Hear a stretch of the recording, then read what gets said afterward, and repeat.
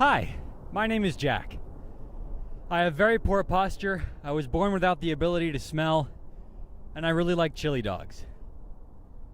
I am also going to create the 51st US state.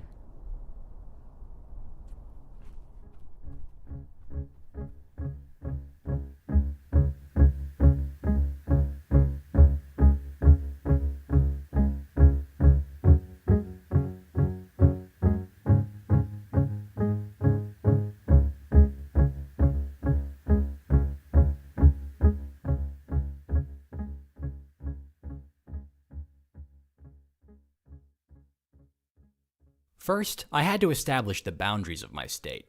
I didn't own property, and I couldn't afford to buy any, so I decided the state would exist entirely within the walls of the condo I was renting.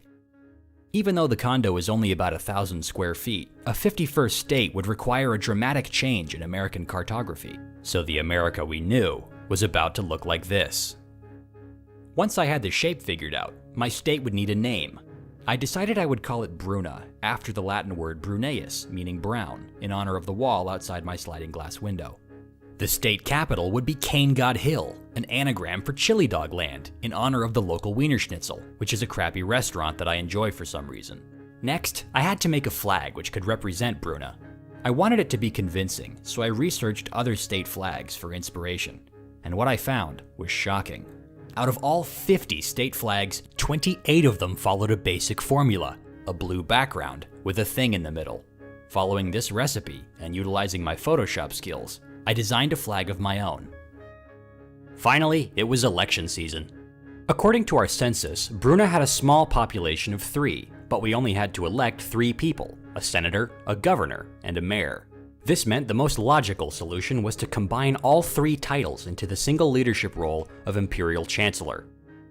Because I was Bruna's founding father, I thought I should be the Chancellor. But in the interest of democracy, I made a voting station for my roommates and I.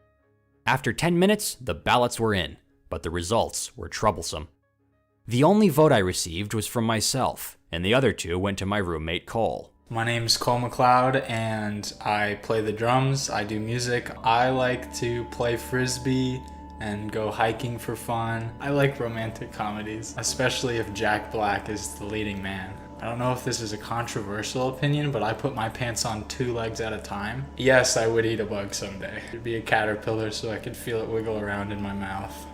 The votes didn't lie, but Cole was clearly unfit for office. What's something you don't understand? I don't understand anything. Fortunately, with a little gerrymandering, I made a new voting district around his bedroom and wrote a state constitution which prohibited anyone living there from running for office.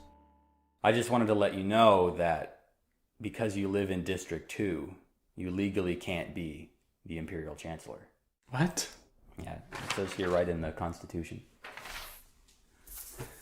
Looks like you just wrote this on some computer paper. I don't think it looks like that. You're a liar. What a liar. Pinky promise? Yeah, alright. My victory was secure. Bruna was born, but the world refused to recognize us.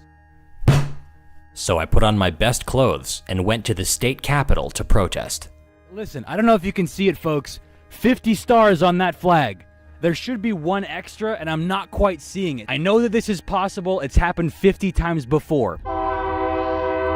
Listen, check this out, okay? You see this? Statehood now. I didn't have time to make a proper poster, but that's okay. Maybe my head is screwed on straight, and your guys' heads are on backwards. There's no reason for this not to happen. I protested for about an hour before I realized the Capitol was closed for Easter Sunday. From there, the news got worse. A bill that would make Washington, D.C. the 51st state had just been introduced to Congress. With a population of almost 800,000 and a decades-long push for statehood, it looked like Washington, D.C. was poised to steal Bruna's thunder. I was beginning to lose hope, but then, epiphany. If a big idea didn't work, maybe a bigger one could. So I contacted constitutional law expert Dr. Stephanie Lindquist for advice. What would it take for a new country to be established in the U.S.? Well, that's a good question and unlikely to happen in the absence of some kind of military conflict. Are there any laws that might prevent me from instigating that kind of conflict? Well, there are anti-sedition laws that Congress has written that make it a crime to engage in a conspiracy to sedition, sedition is a violent overthrow of the government. That's a threat to human lives, to safety and the welfare of citizens. At this point, I had two options: give up or start a war, and it was obvious which was more practical. Hi there, would you like to help me start a war? Would you like to help me start a war? Start a what? Would you like to help me start a war? Okay. For America to hear Bruna's pleas for independence, I had to start a war. But since instigating violent conflict was illegal, it had to be a peaceful war. I'm out here gathering signatures for people who'd be interested in supporting a non-violent war effort for Brunan sovereignty. What are you talking about? Bruna is a very small territory within Arizona that the government refuses to recognize as independent territory. Where's Bruna at? It's over there a little bit. Hi there, could I ask you guys a quick question? Go. Non-violent war, would you like to help me start? No, it's non-violent. What's the war part of it? Well, it's like a regular war, but there's no violence. You wanted its own country or what? Yeah, an independent country within the United States. It's too small of area of land, not really a real reason. I love documentaries. This entire thing right here is a joke. That sounds like some serious stuff that I don't know enough about to be able to do that. I would like to talk more about this, but I don't know enough, so I won't make myself look at it. We do have a constitution here where anything you'd like to be made legal can be made legal with a signature. But if everybody has the right to change everybody's opinion, then nobody has any rights. I see it as freedom, but I do respect your opinion. Can I put no condoms allowed? Absolutely. I have a pen here if you'd like. I just want to keep my guns. That's it. I don't care about nothing else. Ban the word moist. That guy probably sat in a chair, gained 1,500 pounds, while infantrymen, mortarmen, medics were fighting the Taliban. For who? Brunan sovereignty. Okay. I mean, I've heard a little bit about that. I mean, yeah, I'll sign it. Yeah, sure. Sure, I'll sign. I would like to say that I pledge my secondary full support to the country of Bruna. The campaign was a resounding success, with 16 people enlisting in a single night.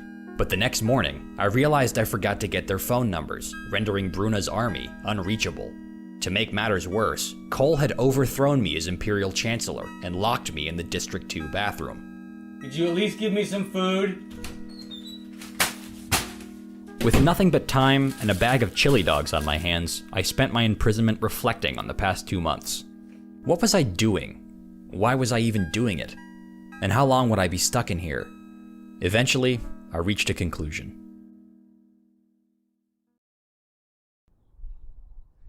Not a lot's changed for me in the last 2 months. My posture still sucks, I still can't smell, I still love chili dogs, and unfortunately, all maps remain the same. I didn't accomplish my objective, but I don't think I've wasted my time. I realized that doing something completely irrational for no other reason than to entertain myself was a lot of fun. So I'd encourage anyone watching this to abandon reason for a little while. Do something that makes no sense and see where it takes you. Your life is your world. And if you control your life, you control the world. Thanks for watching.